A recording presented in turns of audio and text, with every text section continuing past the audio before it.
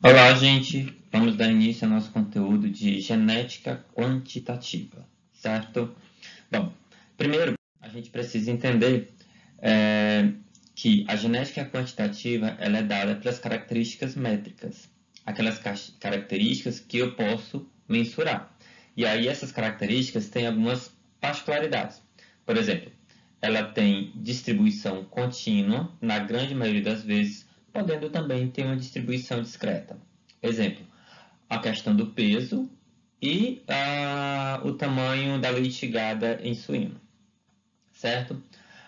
Outra particularidade é o conjunto digênico pequeno, com pequeno efeito, né? Ou seja, vários genes atuando para a manifestação daquele caráter, sendo que cada gene ali tem pouco efeito em cima daquele fenótipo. Além disso, sofre uma grande influência do ambiente, né? E aí, pelo fato de ter uma grande influência do ambiente, elas têm dificuldade, né? Que é o que a gente chama de baixa correspondência entre fenótipo e genótipo, né? Portanto, isso não facilita a seleção.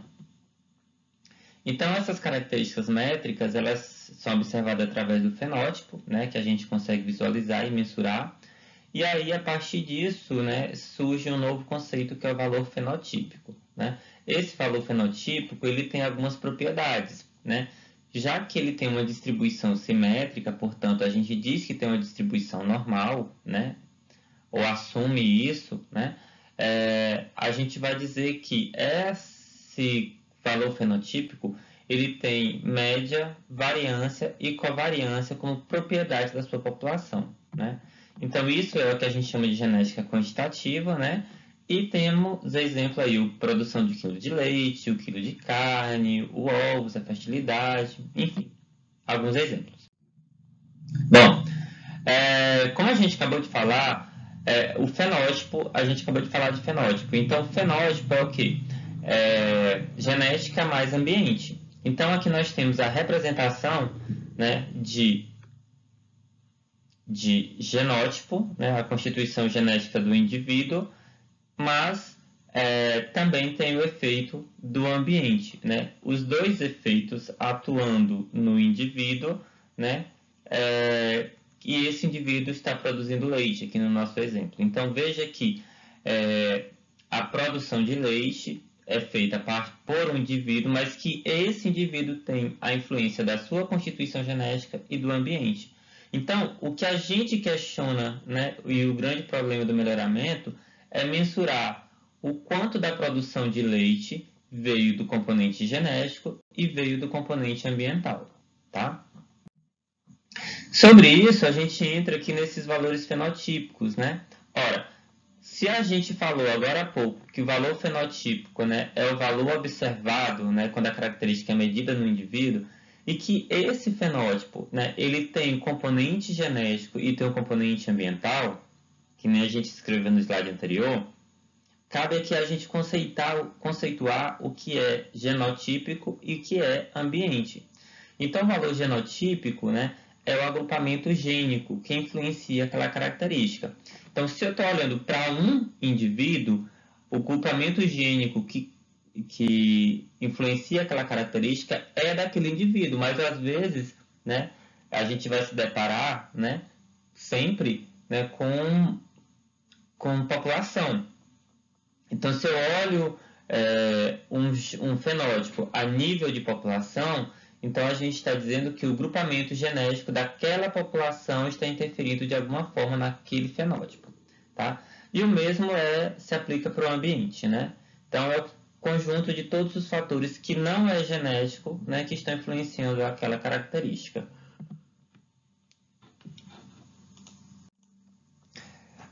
Sobre o componente genético, né, a gente pode observar que ele pode ser dividido, né, em alguns caracteres, né, em algumas outras variâncias, em outros componentes, né. Por exemplo, o componente genético, né, aqui, ele está sendo dividido pelo componente genético aditivo, o componente genético de dominância e o componente genético de epistasia, né? Sobre isso aqui, né, a gente recorre à aula de modos de ação gênica. E aí, a gente tem os conceitos de todos eles. Então, a gente mais uma vez repete aqui os conceitos de valores genotípicos, né?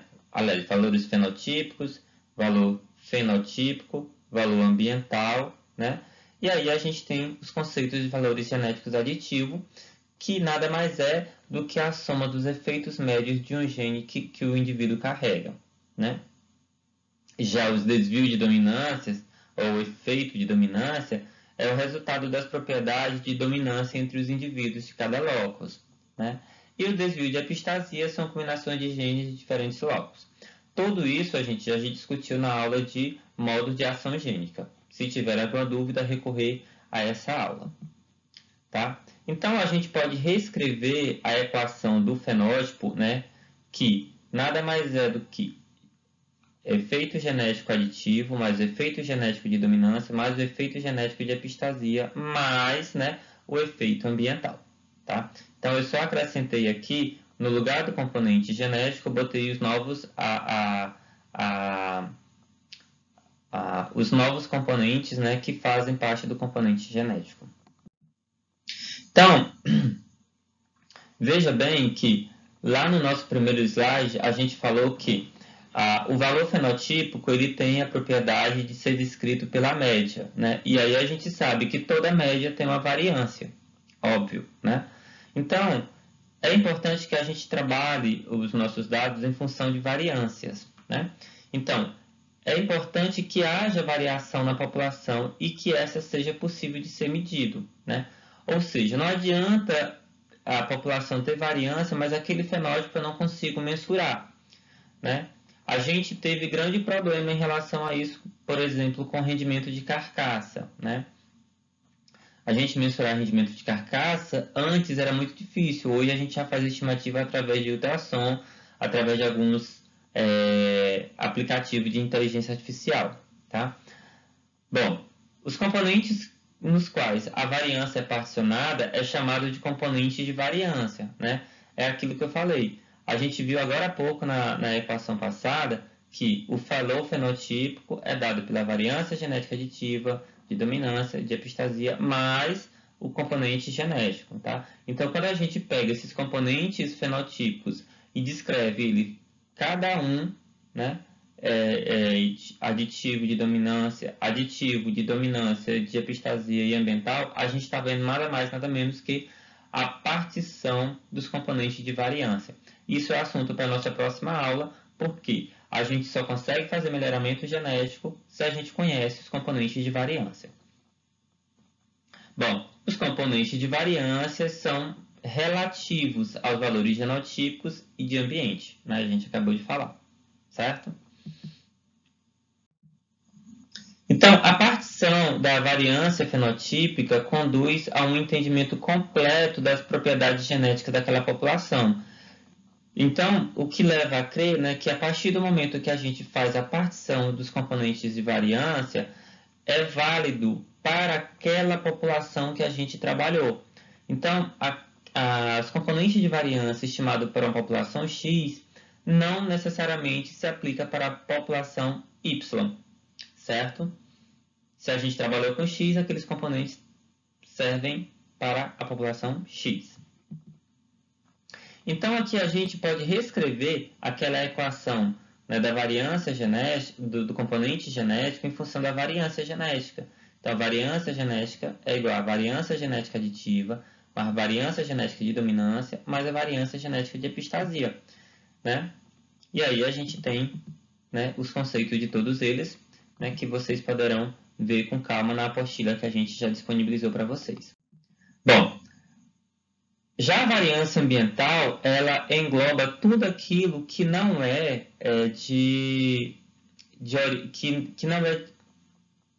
tudo aquilo que não é, de origem genética. Então, tudo que não é genético cai no componente ambiental, né? Em geral, né, a variância ambiental é uma fonte de erro que reduz a precisão dos componentes genéticos, né? E aí, o que é que entra aí como fator ambiental, né? Se duvidar, gente, em alguns, dependendo do nível de mensuração, né, existe até fator, né, ambiental, como, por exemplo, de tratador. Mas aí a gente pode falar de dieta, de clima, temperatura, umidade e etc. E aí a gente pode dizer que o componente fenotípico, né, ou a variância fenotípica, é dada pela variância genética que a gente já descreveu, mais o componente de ambiente, né, que está aqui marcadinho de verde. Bom, então a gente conheceu aí os valores fenotípicos, valores genéticos, né, e os desvios de ambiente, né? Então aqui mais uma vez conceituando eles, e vocês podem recorrer aqui à necessidade de fixar esses conceitos, tá bom? Então, imaginemos o seguinte, a gente vai resgatar mais uma vez a nossa aula anterior, né, de modos de ação gênica. Para que a gente possa compreender como é que funciona, né, os valores genotípicos, né, a variação genotípica, a gente tem aqui 3 genótipos, A1A1, A1A2 e A2A2, com valores genotípicos. Esses valores genotípicos são valores abstratos, né? Então, a gente disse que o valor de A1 homozigoto dominante é A, que A1, A2 heterozigoto a gente chamou de D, e o valor de A2, A2, como se fosse homozigoto recessivo, a gente chamou de menos A. Pronto, nós temos aqui um exemplo para se tornar mais fácil a visualização. Então, imaginemos que o peso de 6 semanas de camundongos. Os camundongos que eram homozigoto para A1, pesavam 14 gramas. Aqueles que eram heterozigoto para A1, A2 pesavam 12 gramas. E aqueles que eram homozigotos recessivos, né, pesavam 6 gramas, como estão dispostos aqui. A gente fez aqui, portanto, um cálculo simples. A gente pegou a média dos pais, né, P1, que é a média do pai 1, né, que é o homozigoto dominante, então, mais o homozigoto recessivo, dividido por 2. Então, ficaria 14 mais 6 dividido por 2, portanto, eu teria a média de igual a 10. A partir daí, eu vou calcular os valores arbitrários de A, D e menos A. Então, o valor de A vai ser igual ao valor do pai do pai homozigoto dominante menos a média. No caso, o pai dominante é 14. Então, 14 menos 10, eu tenho um A igual a 4. O D vai ser dado pelo valor do heterozigoto menos a média. E aí eu tenho 12 menos 10 igual a 2. E aí o valor de menos A vai ser dado por valor do homozigoto recessivo menos a média, que é igual a 6 menos 10, que é igual a menos 4. Posto isso, a gente pode refazer essa disposição em função, né, do grau de dominância, né? E aí a gente tem, na extremidade inferior, aquele genótipo com menor valor, que no caso é o homozigoto recessivo, ou seja, A2, A2. O ponto médio a gente tem, né, o 0, né? O 0, que seria A1, A1. E na extremidade direita, né, a gente tem o indivíduo com maior valor, que seria o A1, A1. Se a gente fizer a substituição, a gente tem isso, né? Da média até encontrar menos A, a gente tem o valor de menos 4. Da média até você encontrar o valor de A, a gente tem, até chegar ao valor do homozigoto dominante, maior valor, a gente tem o valor de A positivo. E a diferença entre a média e o valor do heterozigoto, a gente tem o que chamamos de D. Então, D ele pode ser variável. Inclusive, o valor de D pode ser igual à média, certo? Então, o D significa o valor do heterozigoto. E esse valor do heterozigoto, ele depende do grau de dominância, certo? Se essa dominância for maior que a média, portanto, vai ser positiva. Se essa dominância for menor, vai ser negativa. E a dominância pode ser igual a zero, certo? A gente pode descrever isso da seguinte forma. Ora, se não há dominância, portanto, D é igual a zero. E quando D é igual a zero, significa que D é igual a M, que é o valor da média. Se a dominância é completa, né, então D é igual a A positivo ou D é igual a menos A. É o caso aqui, por exemplo, das ervilhas de Mendel, em que o valor do heterozigoto, né, por exemplo, a ervilha que era Azão, Azinho, tinha o mesmo valor fenotípico do homozigoto dominante. Se A1 é dominante sobre A2, então D é maior que zero, né? Ou, se A2 é dominante sobre A1, então D é menor que zero. Né? E, por fim, pode ocorrer o que a gente chama de sobredominância, quando D é maior que o A positivo ou D é menor do que A negativo. Né? Esses conceitos, gente, nós trabalhamos eles na aula passada e aqui não deixa de ser uma revisão. Então, imaginemos o seguinte, certo? Em uma população, a gente tem a seguinte condição. O genótipo Bzão, que ele tem a frequência genotípica de P ao quadrado, e esse P ao quadrado ele tem o valor fenotípico de A. Então, Bzinho é heterozigoto, ele tem uma frequência 2pq, e esse Bzinho tem um valor fenotípico de D. E o Bzinho, que é o recessivo, tem a frequência Q ao quadrado, né? Isso aqui são frequências genotípicas, só para lembrar vocês, e que isso tem o valor de menos A.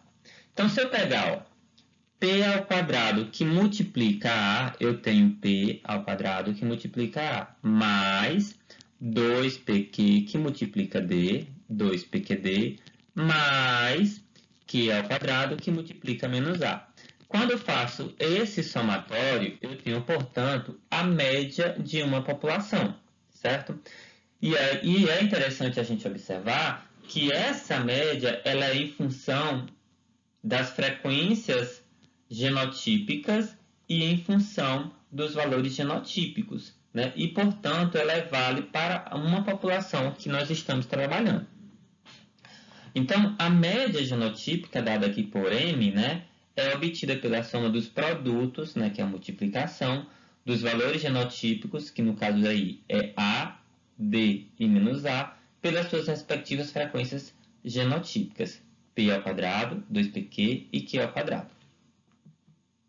Então, eu posso reescrever essa equação, né, da média de uma maneira mais simples, em que M é igual a P menos Q que multiplica A mais 2pqd.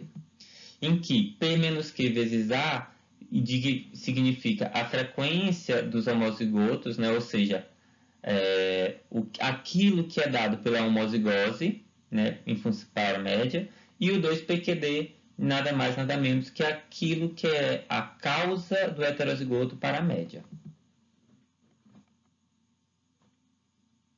Então, gente, se vocês prestarem atenção, essa média, ela leva em consideração aqui, ó, P menos Q e PQD, 2pq, são o que a gente estabeleceu como frequência gênica, que é a mesma coisa, né, das frequências dos gametas, né? E aí, o que leva a crer que qualquer alteração nas frequências desses gametas vai levar uma alteração no valor da média, né, daquela população. Bom, vamos agora trazer um exemplo abordando números, né? Para que fique mais fácil a gente compreender como acontece. Então, imaginemos o seguinte.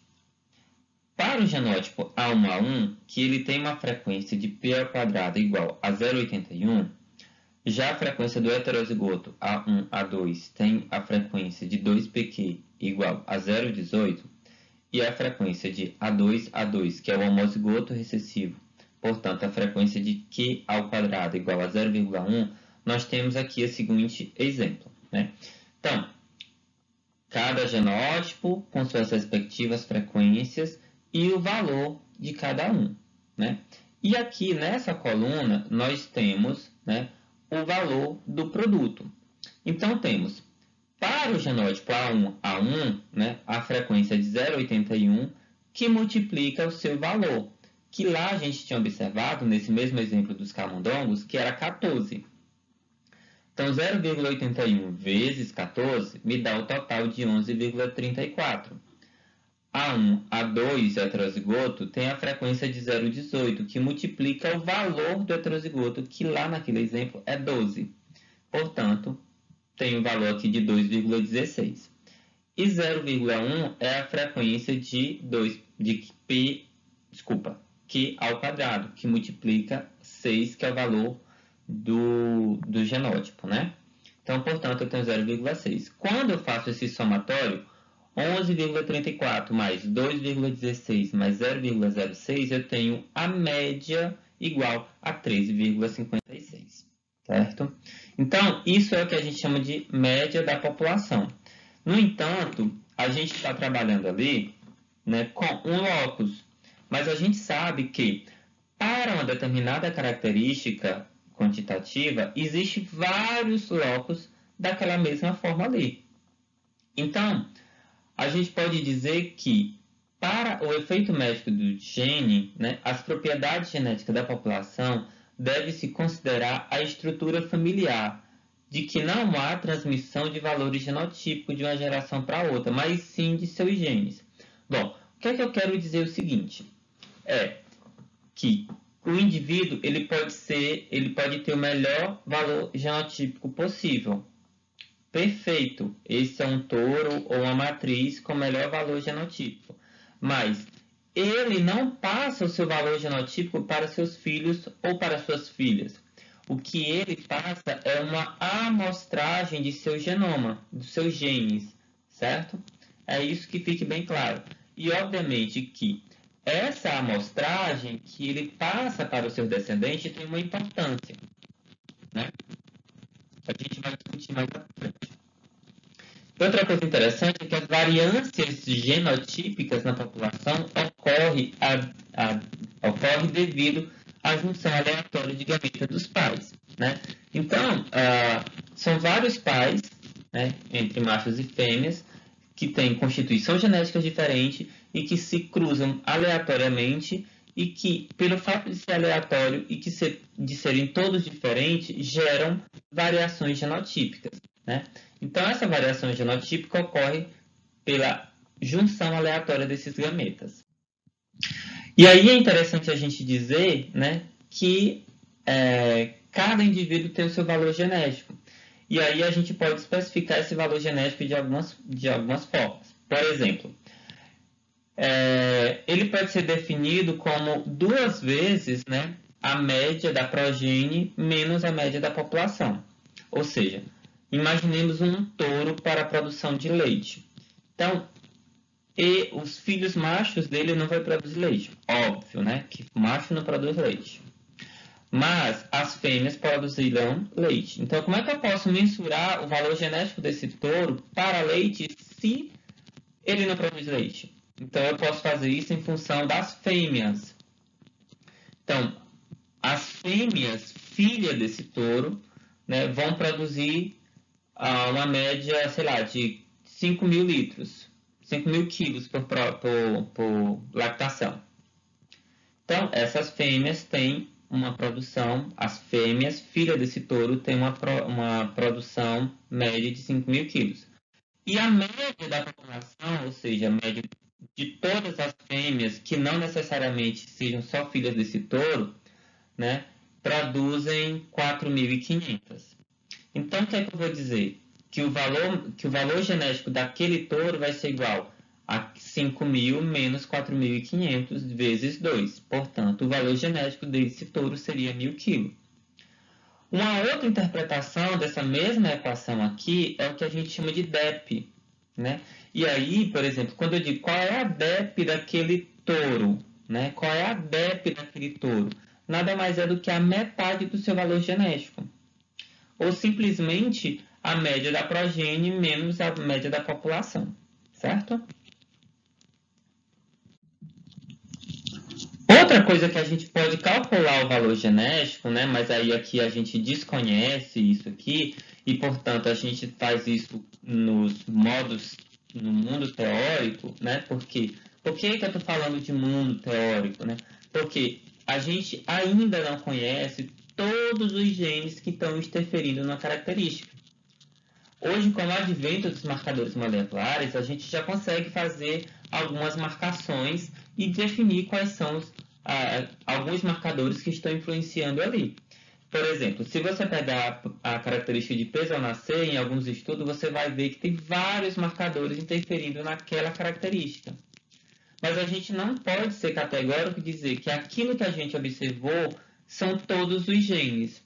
Então, portanto, por isso que eu digo que é um pouco do mundo teórico, né? Mas, né, quando eu digo do ponto de vista teórico, porque a gente não acessa essas informações, mas elas estão lá e elas existem, tá? Então, se eu pegar, por exemplo, o mesmo exemplo dos marcadores moleculares, a gente vai perceber que o valor genotípico de um indivíduo nada mais é do que o somatório de cada marcador que está interferindo naquela característica. Tem marcador que contribui, tem marcador que retira, né? Tem marcador que acrescenta mais 2, tem marcador que acrescenta menos 1, né? Então, quando você faz esse somatório todinho, você tem o valor genético do indivíduo, certo? E aí é importante a gente dizer que o valor genético é uma função das frequências gênicas e dos valores genotípicos, né? Óbvio que a gente acabou de falar ali há pouco, né? Frequência alélica, né?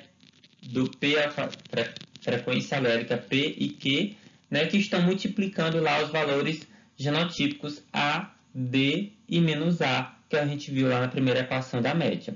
Então, as frequências alélicas, também chamadas de frequências gênicas, geralmente variam de uma população para outra. O mesmo acontece com os valores genéticos. E, mais uma vez, justifica, por exemplo, de que o efeito a média de uma população e a estimativa dos componentes de variância para uma população não se aplica para a outra, né?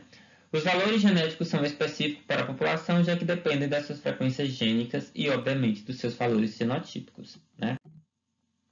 Bom, outro ponto importante, né, que a gente deve levar em consideração é a variação do efeito ambiental. Então, o efeito ambiental também causa essa variância, né? E a gente está destrinchando agora através desse exemplo numérico, né? Então, imaginemos que nós temos 3 indivíduos, né? Ou são 3 vacas aqui produzindo leite, né? E que a média dessas 3 vacas é 5.000 quilos, certo? Então, essa vaca de número 1, ela está produzindo 1.000 quilos a mais que a média. Ou seja, o fenótipo dela é de 6.000 quilos. Ou seja, tem 1.000 quilos a mais da média. Então, observe que desses 1.000 quilos a mais da média, né, ele tem 700 devido ao componente, 700 quilos devido ao componente ambiental e 300 quilos devido ao efeito genético. Quando a gente olha para a vaca de número 2, ela está produzindo 4.500 quilos. Portanto, ela está produzindo 500 quilos a menos que a média, né? Por isso que ela está aqui abaixo. Então, observe o que acontece. Nessa vaca, o efeito ambiental aqui que está causando essa perca, né? Ou seja, veja que o efeito ambiental aqui tem um impacto muito grande de menos 400 quilos, certo? Se eu corrigisse esse efeito ambiental aqui, né, a gente ia ter aqui uma vaca produzindo 4.900 quilos.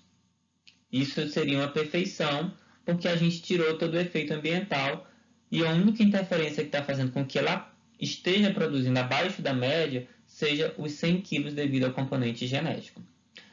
Já na terceira vaca, ela produz também 4.500 quilos, certo? Está 500 quilos abaixo da média. No entanto, o fenótipo aqui, aliás, desculpa, o componente ambiental aqui está muito pesado, né? Então, tem uma alta interferência, o ambiente está muito ruim. Então, o efeito ambiental aqui é de menos 800 quilos, né? Menos 800 quilos. Enquanto o componente genético é de 300 quilos. 300 quilos. Então, quando eu faço a somatório de mais 300 menos 800, eu vou ter uma diminuição de menos 500 quilos. Por isso que ele está produzindo menos 500 quilos abaixo da média. Tá? Então, o que, é que a gente pode observar? Né? Que, dependendo da variação do ambiente, né, 700, menos 400, menos 800, vai ter alteração na média, na variância da média. Então, o objetivo do melhorista é reduzir o tanto quanto for possível o efeito ambiental. Tá?